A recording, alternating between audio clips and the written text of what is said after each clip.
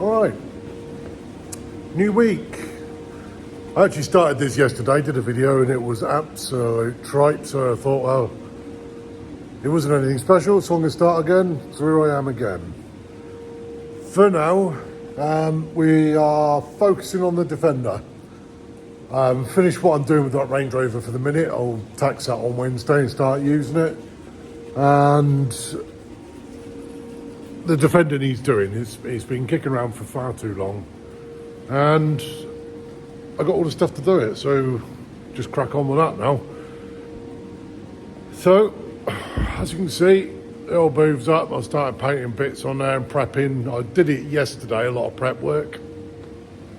And like I say, the video was crap, so I thought, well, I'll just come back and start again today, and there we are.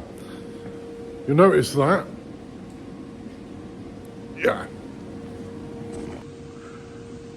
For years and years, back in my truck driving days when I used to get given anything to drive on a daily basis, half the things, radios didn't work, so my wife bought me one of them, which has been absolutely fantastic.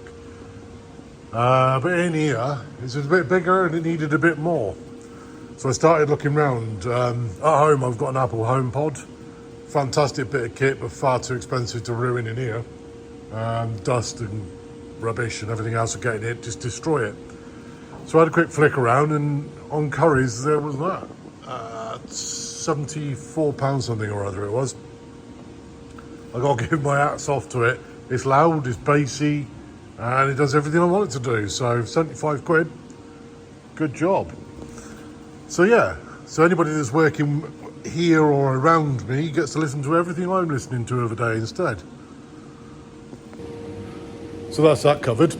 Yeah, so what I'm doing now this week will be all bodywork, paint related, which means the video I'm putting out, this one, which will be Wednesday, it'll be bodywork, and then following on from that, hopefully I'll start fitting some of that bodywork onto the chassis, and other stuff will be getting put through the booth for my good wife to come along and paint for me. So really, that's all I'm doing at the moment. And if I look a funny shade of blue, that's because I've been flatting and painting and yay! There we are. Just for a quick update on you as well, because this is just getting beyond the joke, isn't it? Do you remember them sunny days we had? Yeah, that's over. Ugh. So I'm quite glad to be working indoors at the moment. God, Christ, I am blue. So anyway, I'm going to crack on and we'll see what we can get done today.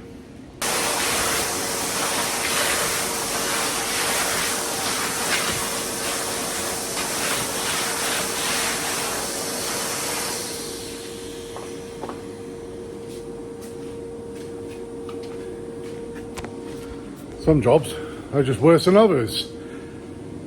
Today I ain't complaining because I'm in the booth, and has its benefits. One, it's nice and bright. Everywhere else around here is gloomy, grey and minging. Two, it's dry. It's not raining in here. Number three, well, it's not tropical heat, I know, it's still like 34 degrees odd. 56% humidity, so you can't complain on that really. A little bit sweaty maybe, but you know, I ain't complaining. And then blue eyebrows, stunning. So yeah, I ain't complaining too much, but at some point this is going to get uncomfortable because I've got to try and retain the heat in here, because that's what I use for heating. It's like a massive Bunsen burner if you want, for a better option, and it fires out the heat, fills this with warmth, fills the workpiece with warmth.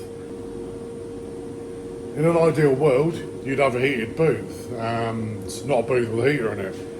And the concept is you want the workpiece to be hot, not the paint. Because if you get your workpiece hot, it then creates the evaporation process a lot earlier, gets all your solvents out, you don't get solvent pop, you don't get inconsistency in your paint finish. Whereas if you get the warm air on the paint and it creates a skin over the top of it, the solvents can't escape and then they start creating bubbles and pops and just wreck the whole thing really. So what we have to do, we use a preheat system. So we'll get that in here, we'll get this cooking in here, get your workpiece, in this case the body, nice and warm.